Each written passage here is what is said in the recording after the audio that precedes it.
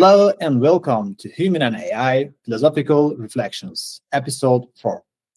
Today, we address a very sensitive, a special topic children. And for this reason, I am joined by a special guest, Anil Raghuvanshi. Welcome, Anil, and thank you so much for accepting my invitation. Thank you very much, Mustafa. My pleasure. Yes. Let me briefly introduce Anil. Anil Raghuvanshi is the founder and the president of ChildSafeNet, an organization at the front of child online protection.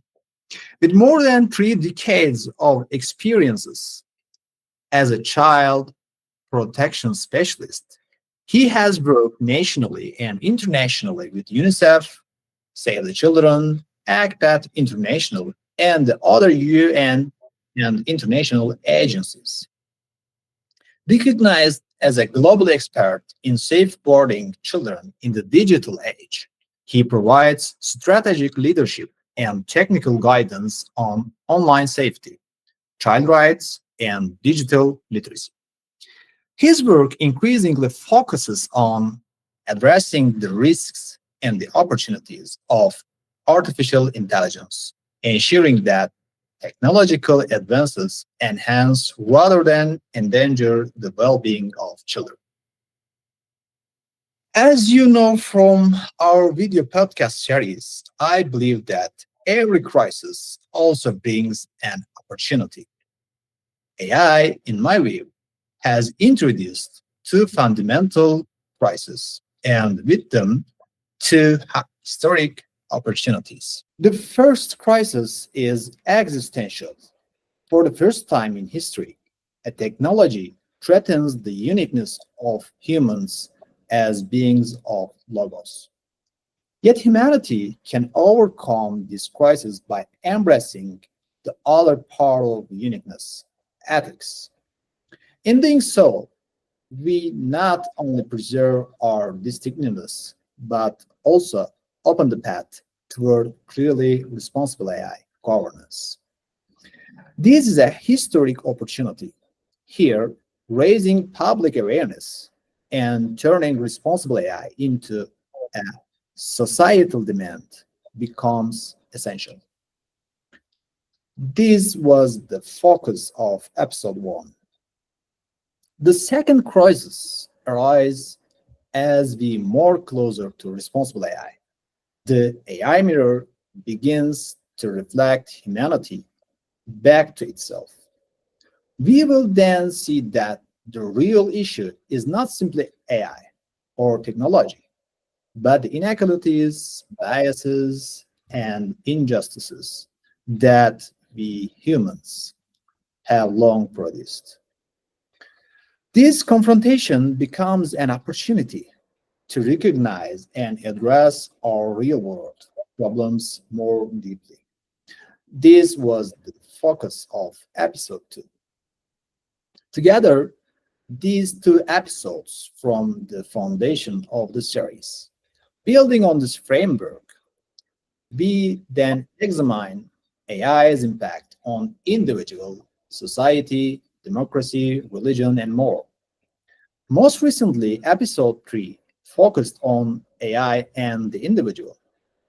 That makes today's then AI and children a very meaningful next step. And this brings us to our key question. Let's hear from expert. Does AI also present crises and opportunities for children?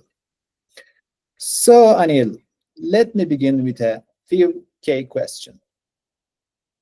First, how are children using AI today, particularly generative AI and companion chatbots? And how are these tools shaping their lives, both positively and negatively? Thank you very much, Mustafa.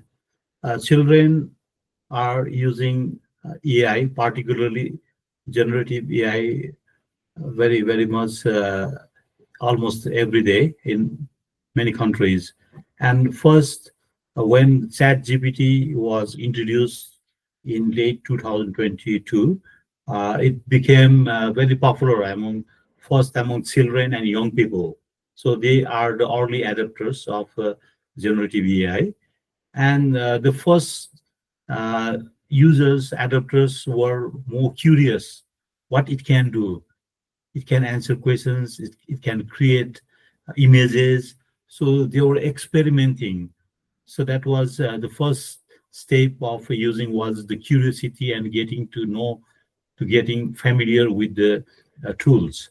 Then the next phase came for the actual use of the tools for learning, for creative work, for helping them in the studies. So that was the second use.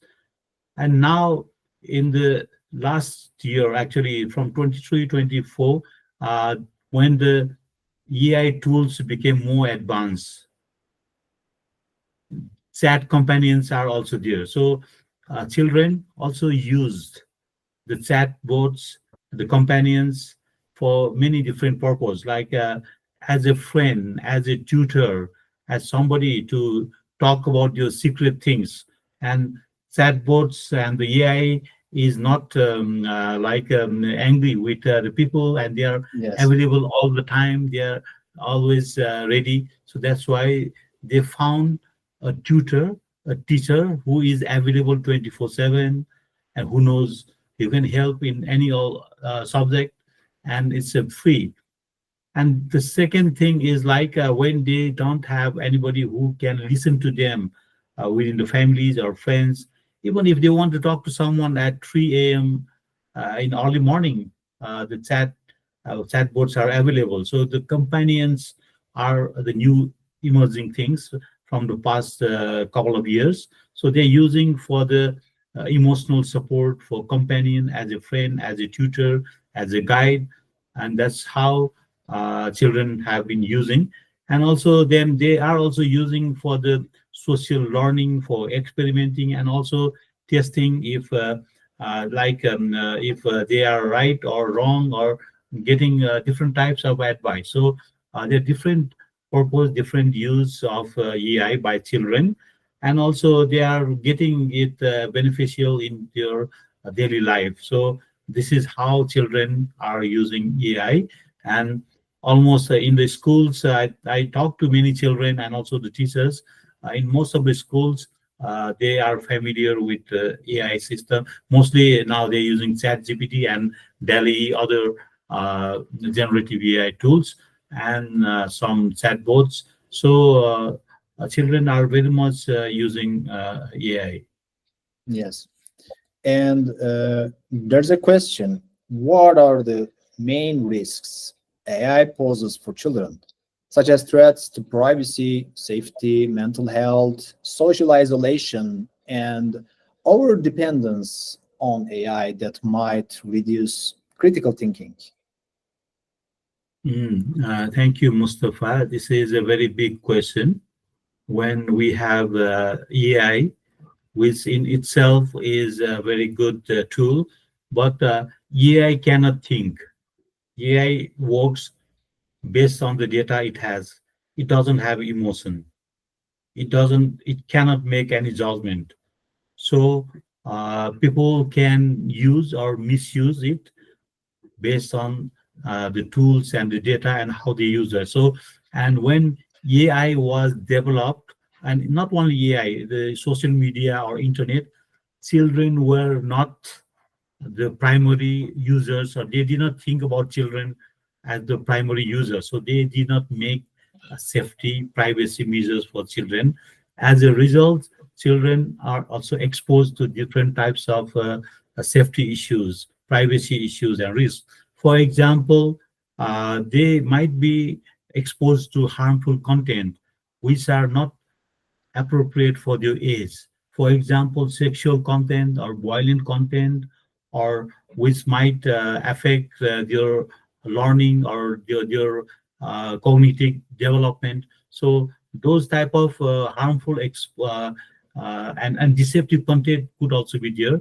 And to make the situation even worse, most AI chatbots and tools don't have age verification systems or effective age-based verification. So, like AI tool available for adults, children can also use. So children can be exposed to such content. The secondly, when children they talk to chatbots as a companion and all these things, they might also develop some type of emotional relationship or like a friend. What we need to remember that chatbots are not they don't have emotions, they cannot be called friends. They can help children, but they are not friends. So those emotional things, dependency, that can develop unrealistic expectations or emotions that may affect children. And the psychological risks, like when they talk to chatbots and use AI for too much their emotional and their social things, that might also lead to confusion, to delusion or unhealthy dependencies on AI. So they will ask like, shall I go to this? Okay, shall I talk to my girlfriend? So they will depend on what the AI will advise them. So that type of psychological risks are also there. And safety hazards and inadequate mental responses, like they might mishandle the crisis situation. Even sometimes they can also help teens to do involved in self-harm, like one recent incident we all know, which happened in Southern California. A 16-year-old boy was assisted by AI to commit suicide. So it's not like a one day or one time or one week type of thing which perpetrated situation. The boy had used chatbot not very for a long time, but what happened is like the frequency and the regular use of chatbot for um, uh, discussion and also for the emotional thing, like according to the report I have with me, like over several months, the boy had conversation with chatbot, like and also mentioned suicidal thoughts 200 times, not one time, not two times, 200 200 times, times. 200 times. And in return, can you imagine? Chat GPT reference to suicide over 1,200 times. It referred, and also it helped to write a letter, goodbye letter, farewell Goodbye letter. later. Yeah, emotional. And also it provided detailed methods for suicide, including how to tie a noose securely, how to commit. And also, yeah, like I said, draft a suicide note, and also validated and also made the boy believe that what he was going to do is not wrong. To feel him, it's okay to do that. So that's how it can manipulate, it can do all these emotional things. And for self-harm, this is one big news which we all know, but there are also many other things which might not be suicidal, but there might be other self-harm or uh, other things which affect child's physical or mental well-being.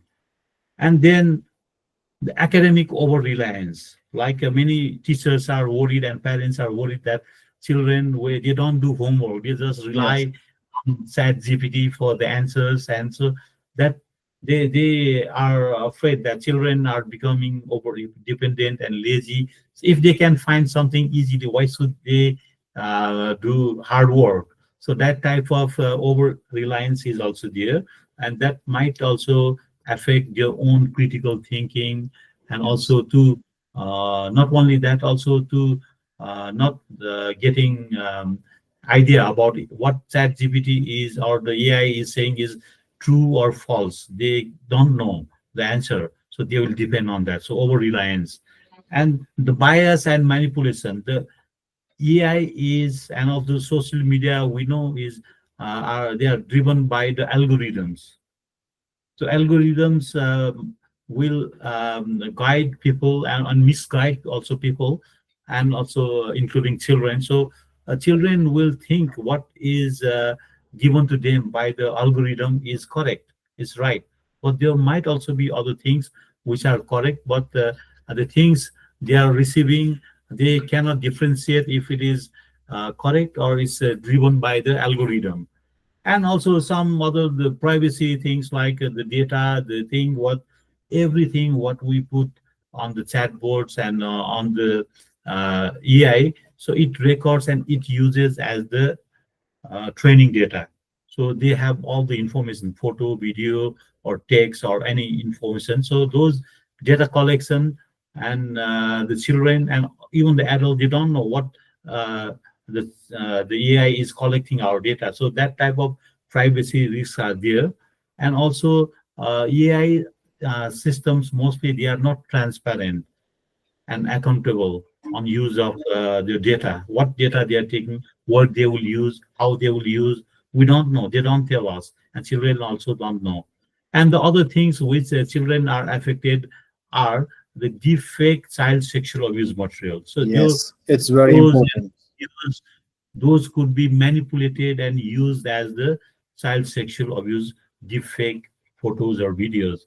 And then in a big way, so there was one article by the white hatters. I look at that article, so it also says that AI is used for grooming children. So before, grooming was done by people who are uh, experienced in abusing children, grooming children. Now anybody who has the access to the tool, even without any experience or even without any knowledge of grooming, they can also be doing grooming using the ready-made tools, or also the tools which are already available. So there are five things which the white hatter has identified for AI and online grooming. Is it's the information and the offenders when they present themselves, they're hyper realistic fake identity. They look like very real.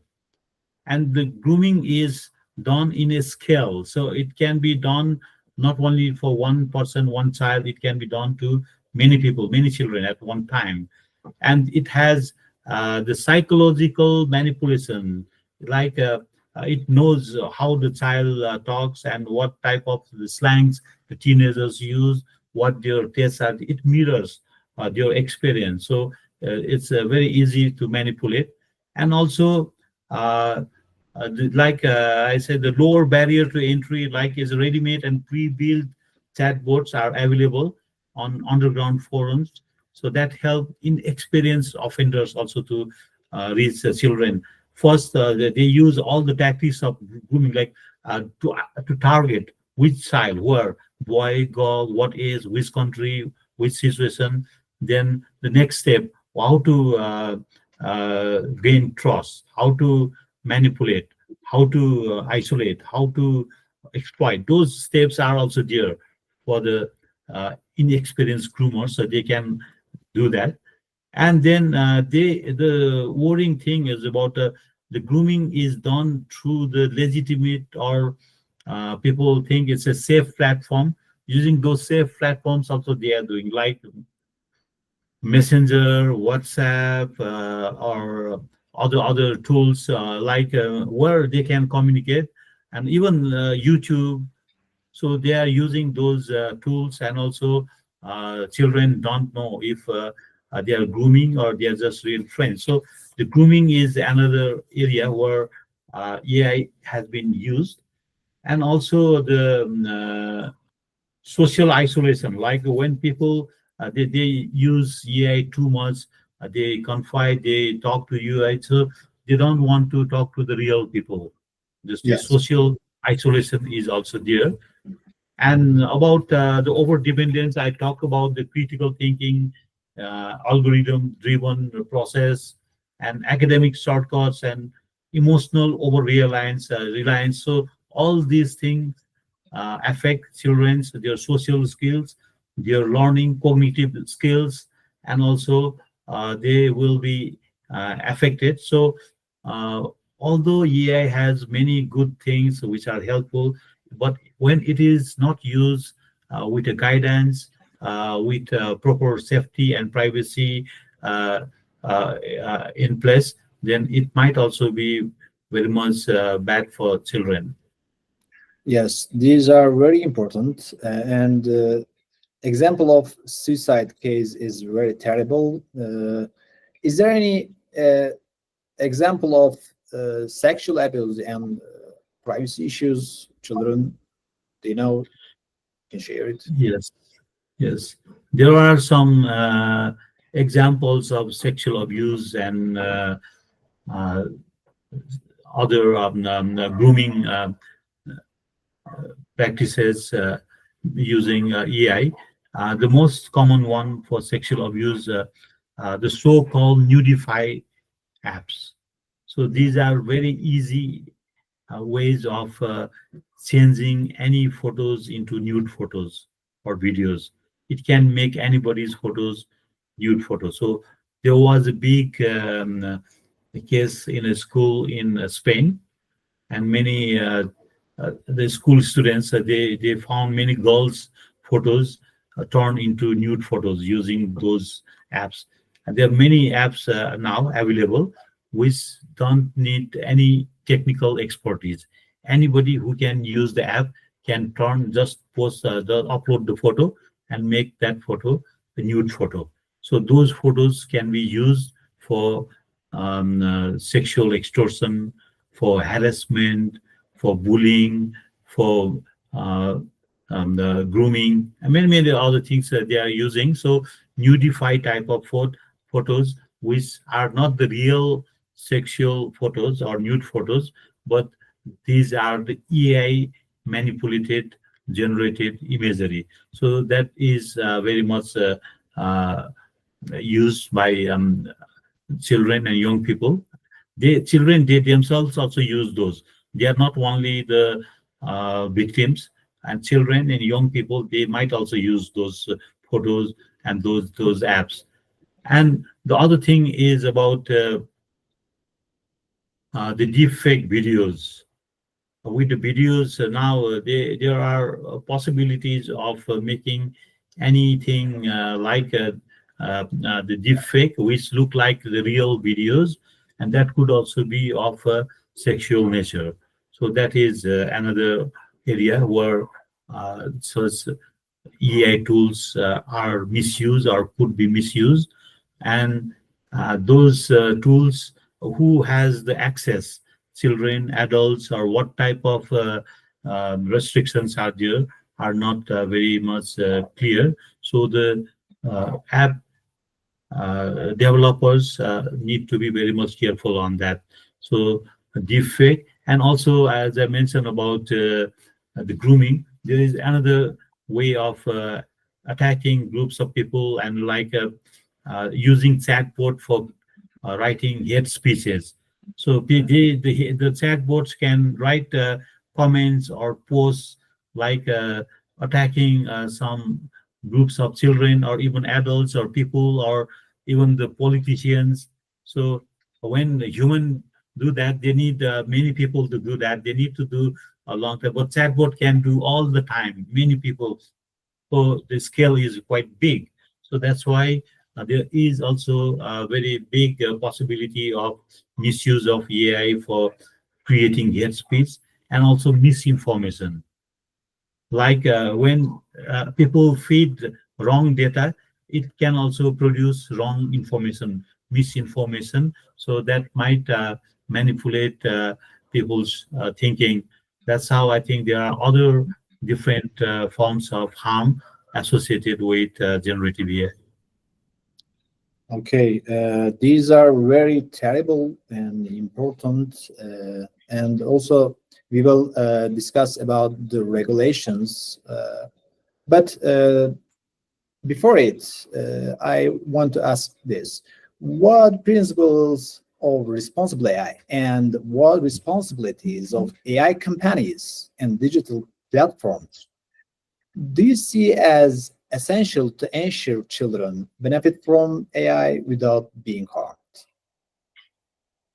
Yes, so this is now a big question, and organizations are advocating that before we used to have uh, a policy, we ask the tech companies to use is like safety by design. So all the apps, the tools should have safety in mind when they prepare. Like people when they drive a car, they need a safe seat belt. When they drive a Yes. motorcycle, they need to use helmet. For the Yes. platforms also, they need safety measures like privacy, like their password protection, and all these safety measures needs to be in place. Now the another thing which is coming up because of AI is AI safety by design. AI should also be made with safety in mind and also privacy. Actually, so I made a list of the principles of responsible AI, particularly for children. There are also applicable for adults like the transparency, safety, privacy, accountability. But for children, they are a little more because they Yes. need more protection. You're So right. the first thing is uh, the tools when they develop, that should be also level. Is this for children or no? Like the movies or the games, so all the tools are not for children. For how? Yes. How to make it? Or are there any way that certain contents or certain aspects of that tool is uh, applicable only for certain age group? What type of measures will be taken? So uh, the first thing is the leveling of the apps. Is this for children or no? If for children, there should be appropriate measures to make it appropriate for children. So that's what we call the best interest of the child. Does the app develop or the AI tool developed is considering the best interest of the child or no? So it has to prioritize, children are not harmed and they are supported, and also they have a very good system for age verification if the person is a child or not a child. So how to do that? So that is very much important. So best interest of the child, and also to think about the safety and privacy over profit. The companies should not be thinking only about profit, but should also need to think about the best interest of the child. The Yes. second thing is the safety by design, like all the things like the filters, moderations, misuse detection, and also the abuse detection. All these things like the grooming, misinformation, and the bias, addictive patterns, all these things will be considered, that we call safety and protection by design. And thirdly, privacy and data protection. Like it should have like the minimum necessary data which will be collected or what will be collected, and that should be done with the consent, not like when we sign up to any app, and so the terms and conditions which are not flexible, we need to hit agree and then proceed. So there should be a way of which I agree, which I don't agree, and what type of data should be collected or not collected. So those things, privacy, and children's data must not be used for profiling the person, profiling and targeted advertisements, and also sold to the third parties. So that data should be kept confidential. Even if they collect, those data should be preserved. And the transparency and explainability, like when they have all these safety measures, age verification, and the privacy things, those things should be explained clearly, should be advertised like, okay, so these are our privacy and safety measures and best interest things. So those should be explained, and what is collected, how it will be used. So those should be transparent and explained to teachers, parents, children. And fairness and non-discrimination. The AI system is based on the data, but the system should also be able to uh, look at how it will not discriminate children from certain gender, ethnicity, or disability, geography, or sexual orientation, gender identity. So they should not um, uh, discriminate, and they should not make any wrong treatment based on these things. And also, like AI should be inclusive and adapted to the needs of diverse groups of children. Then participation and empowerment. So children should be informed, engaged, and empowered to use AI critically and ethically. Like when there are the time when the AI companies make the policies like the responsible AI, so there should also be a way of collecting feedback and some ideas, some grievance mechanism from children, and accountability and remedy. Like if there are things which are ethically not correct, the companies should be accountable. And when there are some things which are cause any problem by the AI tool, they should be accountable, and they should have a way of reporting, reviewing, and redress AI related issues which affect children. So these are the seven principles which could be used for responsible AI when we talk about the protection and safety of children. Yes, right. Uh, Beyond regulations, what should parents, educators, and children themselves understand and do to foster safe and constructive use of AI? You mean the children and the educators? Uh, Yes, children, educators, parents, Yeah, the all of first them. thing is like they need to understand how it is related to children, and what is the risk factors, what are the good things, then what they need to do. Like for the parents, like they should understand that AI is already there. Children are already using. They are using apps, they are using games, chatbots, they are using voice assistants, social media filters, and learning tools. These are the things which children use actively.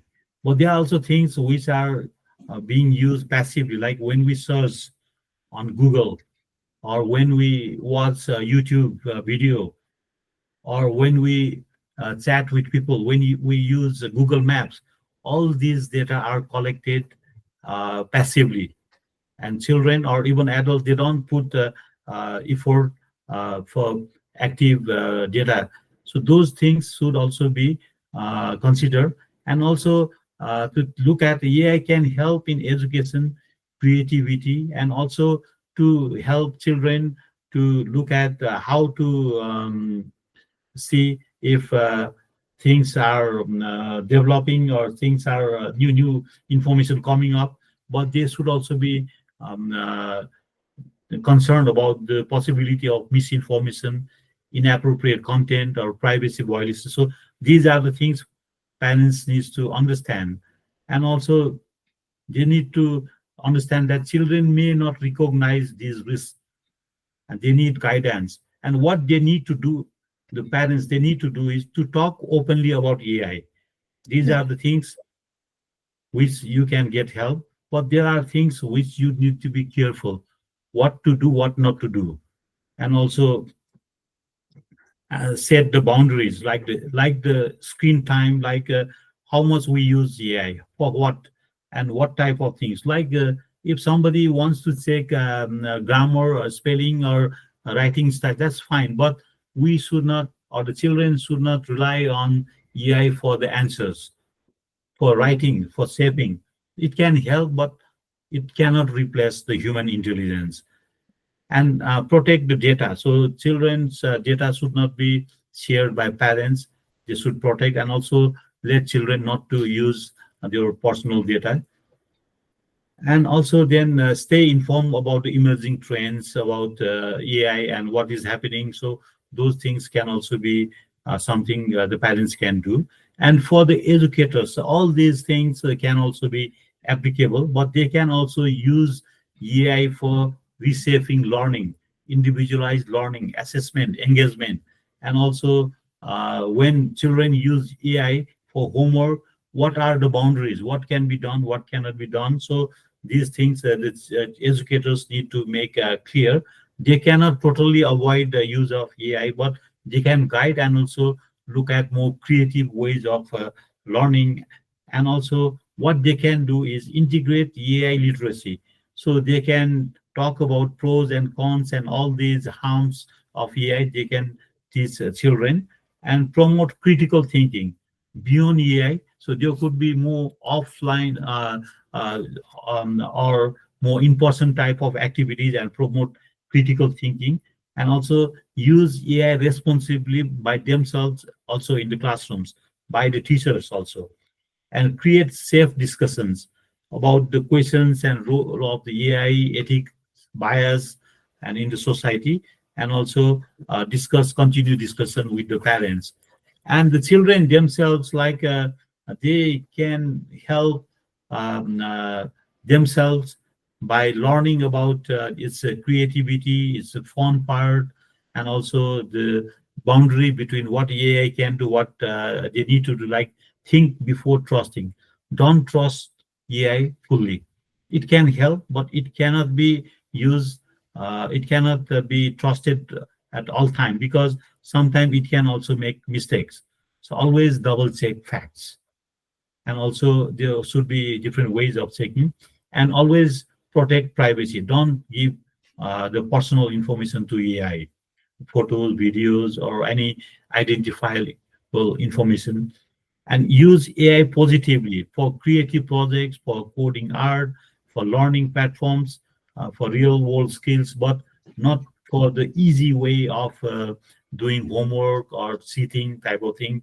And speak up, report if something is making them uncomfortable or suspicious or harmful when they use AI apps. There should be a way of reporting, and they need to know how to report, where to report, and how to get help from. So those type of safety and helplines should also be uh, known to the children. So these are some of the things parents, educators, and children can do to make AI more safe.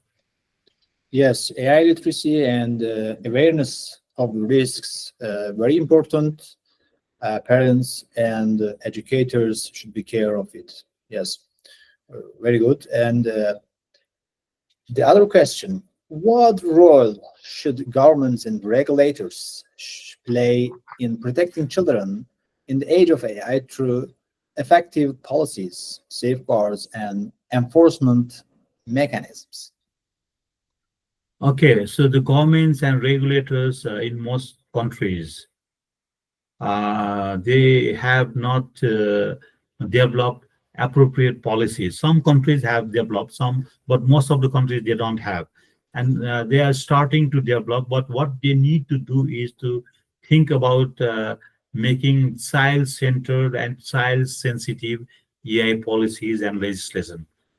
That means the need to make regulations which will protect children when children use AI, and also to make the regulations that the uh, children's rights, their vulnerabilities should be considered when they make the frameworks, and also integrate child protection provisions into national AI strategies, digital policies, and education policies.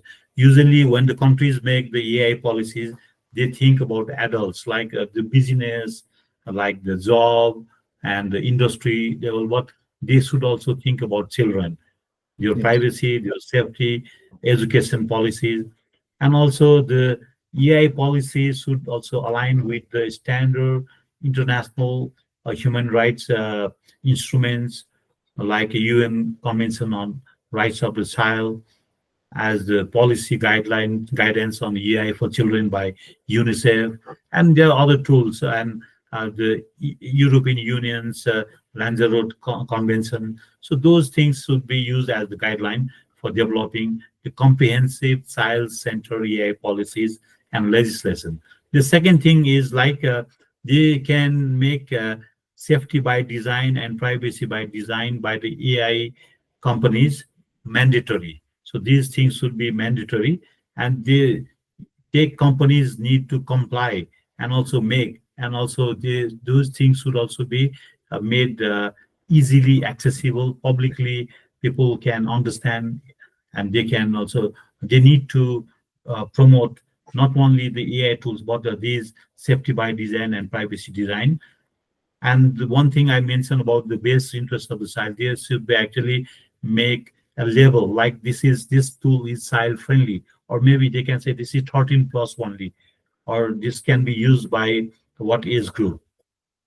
And then the strong enforcement and accountability, like the oversight bodies and the data protection authorities, they should include AI accountability and child protection, and enforce penalties if they don't comply, and the privacy standards. So if they cross, they do have such violations, there should be strong enforcement and accountability as well. And the other thing is promote AI and digital literacy for children and caregivers and the parents. Like when all these things are in place and all these things, but these two things also be should be promoted, and people should be made aware, known. So those things should be uh, proactively done by the governments, by the regulators. So in that way, they will know how to use AI safely and also in a positive way. And the other thing is like to look actively look for the AI deepfake, child sexual abuse material, and protect children from exploitation, abuse, and many different forms of harm. So those things can also be done. And so there are different ways of looking at identifying, detecting hate speech, child sexual abuse material, misinformation. So those mechanisms should be in place. And if there are any report, any complaints, so those complaints should also be addressed by providing support services and the referral system. And when the government makes us policies or anything where there are the things which they need to get children's opinions, children's views, children should be provided the space to speak and share their concerns, and also say, okay, these are the things we would like to have in the policy or how to do that. So those things should also be prioritized, and your children's participation is very important. It's not only working for children, but working with children also to work with them, and also to look at the issues of the marginalized groups of children or the underrepresented groups of children, like the countries like from where I'm in Nepal. Uh, Although many AI has different languages, but the level of advancement of language and all these things, there are many languages, so they don't understand those languages yet. And so English or other major languages don't cover those aspects. And the issues of children who have disabilities like the autism or mental learning disabilities or other disabilities or sexual gender minorities and ethnicities, those things should also be considered. And the AI should not stereotype those people.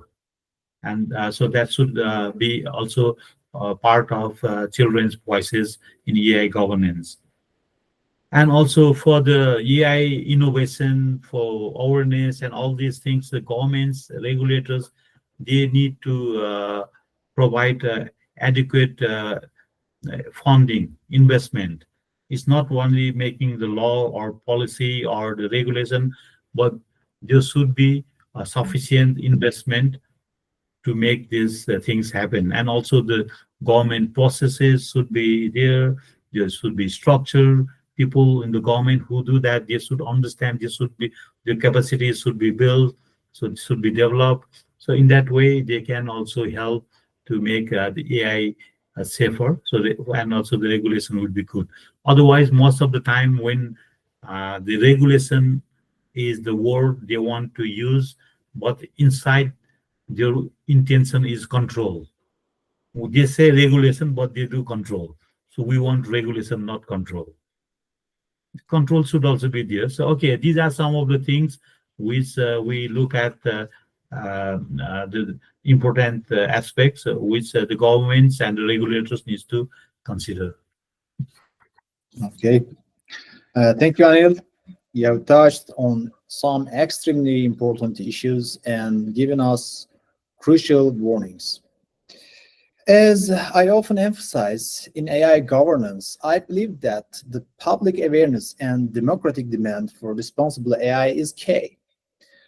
It is this demand that can drive and accelerate regulations. When it comes to children, however, awareness and regulation must go hand in hand, and there is one essential difference.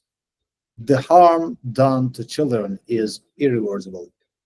As adults, we carry the duty to protect them first and foremost. We cannot justify harming innocent children with technologies we have irresponsibly developed.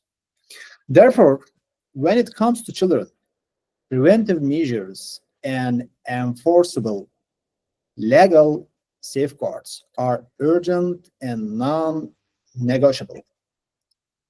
Governments, international organizations, companies, academics, intellectuals, parents, everyone has a responsibility, and it must be fulfilled without delay.